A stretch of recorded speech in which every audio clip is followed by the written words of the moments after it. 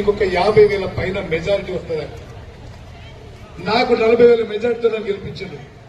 నాకంటే మీకు double majority వస్తుంది సార్, మీరు దయచేసి పోటీ చేయండి ఇక్కడ అని ఎన్నిసార్లు నేను బతిమాలను కూడా. నాకు జగిత్యాల నియోజకవర్గం ముఖ్యం. జగిత్యాల ప్రజలంటే నాకు మమకారం, జగిత్యాల ప్రజలంటే నాకు అభిమానం. చివరి రక్త పొట్టు వరకు, నా చివరి శ్వాస వరకు నేను జగిత్యాల ప్రజలకి అంకితం చేస్తానని చెప్పి ఇలా నిజామాబాద్ పార్లమెంట్ లో జగిత్యాల ఉంది కాబట్టి పోటీ చేస్తాడో పోటీ చేయడో కూడా తెలియదు. మనమందరం పెద్ద ఆయనందరం కూడా ఆయన చేసిన సేవను గుర్తుపెట్టుకొని మనం ఆయన చేయాల్సింది ఏం లేదు. ఇన్ని సంవత్సరాలు మనం చేసిన ఈ ఎన్నికల్లో ఆయన గౌరవాన్ని నిలబెట్టాలి.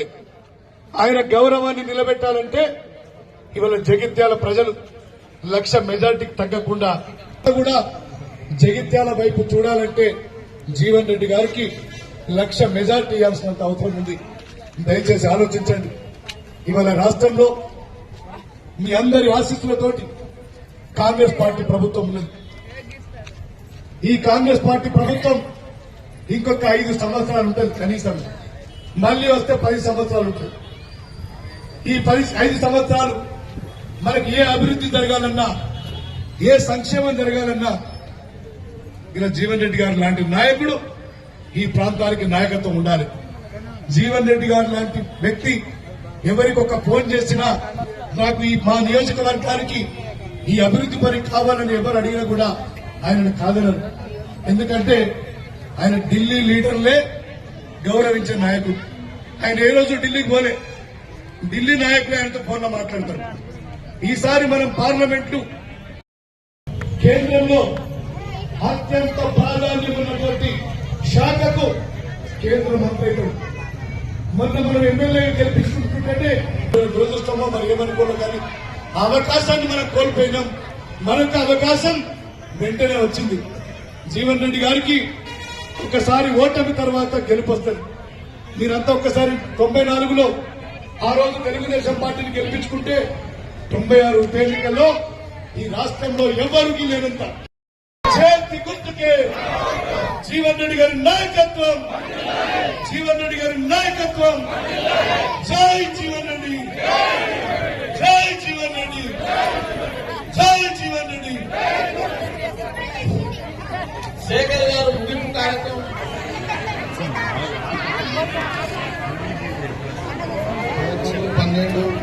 రోజు 30 వార్డు నుంచి వచ్చిన అక్క చెల్లెళ్లకు, అన్నదమ్ములకు, కాంగ్రెస్ పార్టీ కార్యకర్తలకు, సీనియర్ నాయకులకు అందరికీ కూడా హృదయపూర్వక నమస్కారం తెలియజేస్తూ ఇంత పెద్ద సక్సెస్ చేసినందుకు మరొకసారి 5 వార్డులకు మనస్ఫూర్తిగా అభినందనలు తెలియజేస్తూ thank you, thank you, thank you.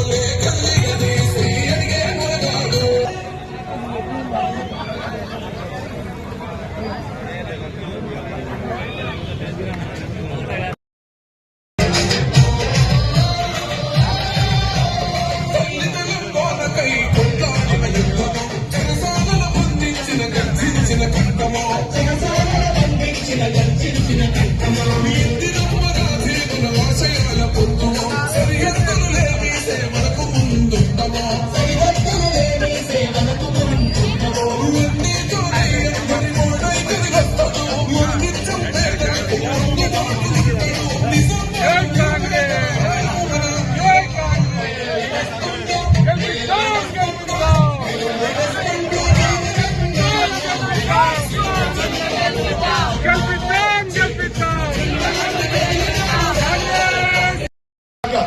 ఆయనకు ఓటు వేణులు ఇవ్వలేదు. అంతగా అభిమానించిన నాయకుడు. దయచేసి మీరందరూ కూడా ఆలోచించండి.